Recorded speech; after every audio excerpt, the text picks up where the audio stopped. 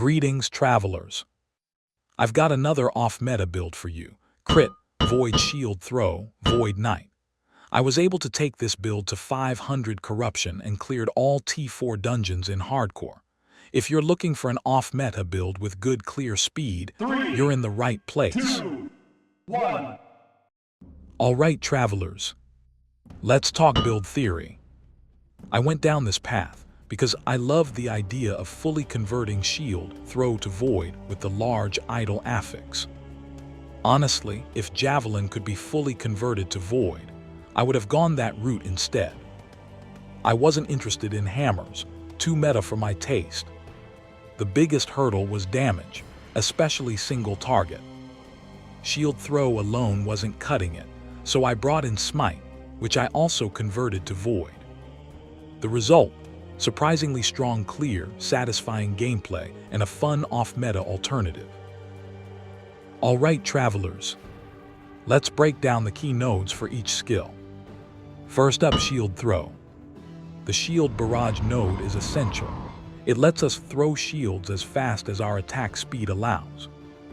Next, sleek buckler boosts our attack speed even further, which is huge because attack speed is one of our main damage scalers. More attack speed means more echoes and more smites. Heavy shield adds both flat damage and a more multiplier. We take sharpened rim for more base crit chance and Avenger's Wrath to gain crit multiplier based on our block effectiveness.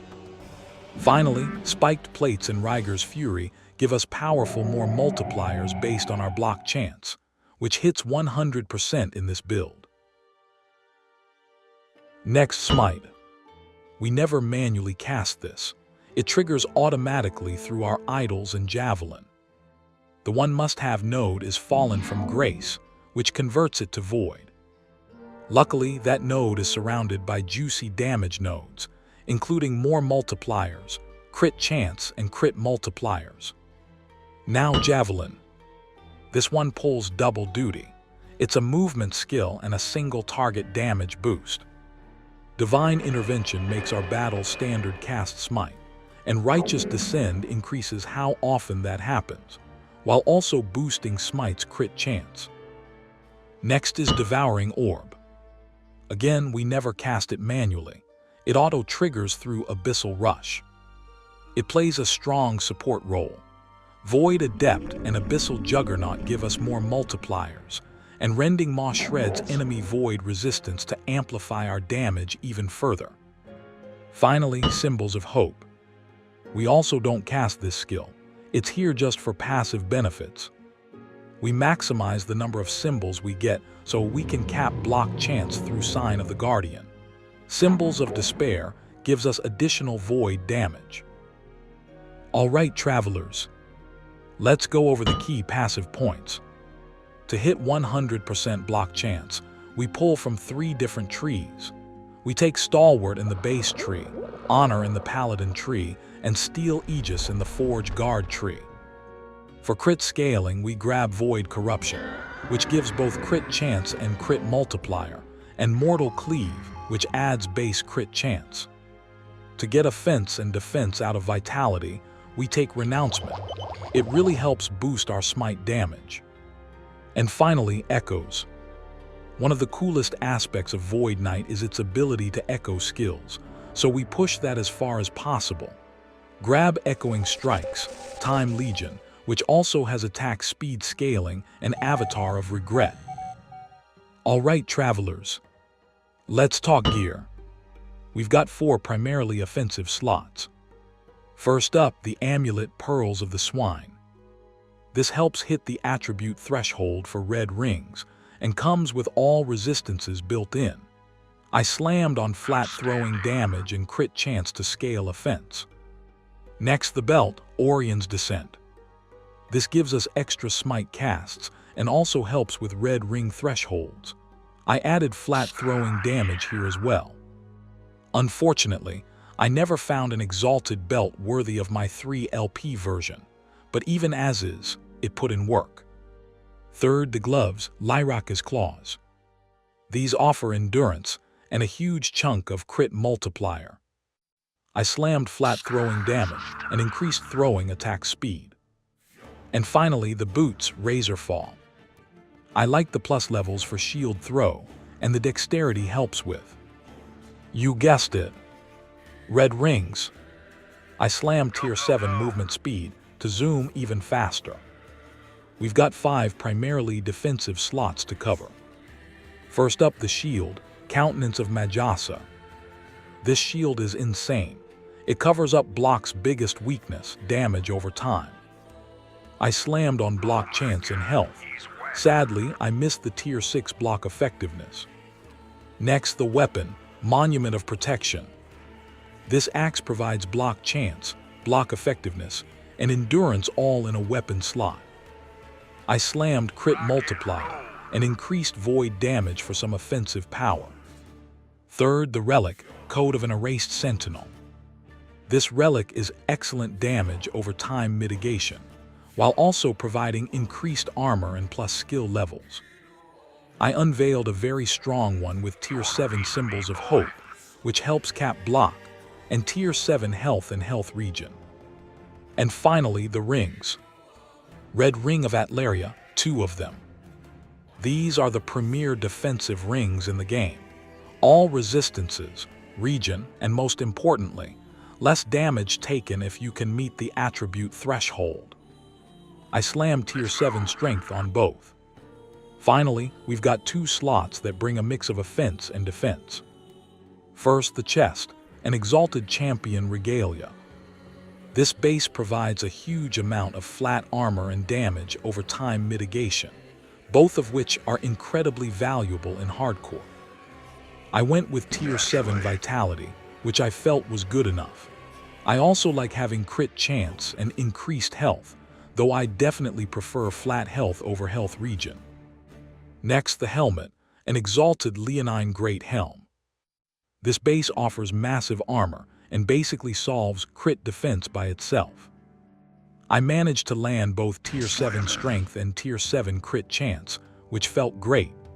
Unfortunately, increased health was sealed and I would have preferred flat health over physical resistance, but it's still a strong helm overall.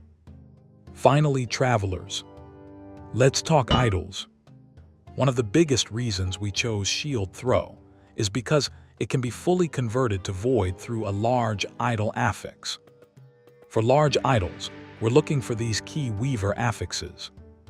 Increased crit chance and added crit multi, added spell damage with a shield, increased armor and armor applies to damage over time, increased armor and reduced bonus damage taken from crits, less damage over time taken while using a shield. Next, we run 3 adorned idols, which give us chance to cast Smite when you hit with throwing attacks, and chance to shred armor on hit with throwing attacks. Useful Weaver affixes for adorned idols are increased critical strike chance and added crit multi, increased throwing damage, increased armor and armor applies to damage over time, less damage over time while using a shield. Alright, travelers. Thanks for making it this far. This build is all about crit-based void shield throw, backed up by auto-cast Smite for both clear and single target damage. We pushed it to 500 corruption in hardcore, so yeah, it's plenty tanky. With Smite auto-casting through idols and Javelin, auto-casting Devouring Orb, and passive Symbols of Hope, the gameplay is smooth and relaxed. It's fast, fun, and surprisingly effective, especially for an off-meta build. Stay tuned for some T4 dungeons. 3, 2, 1.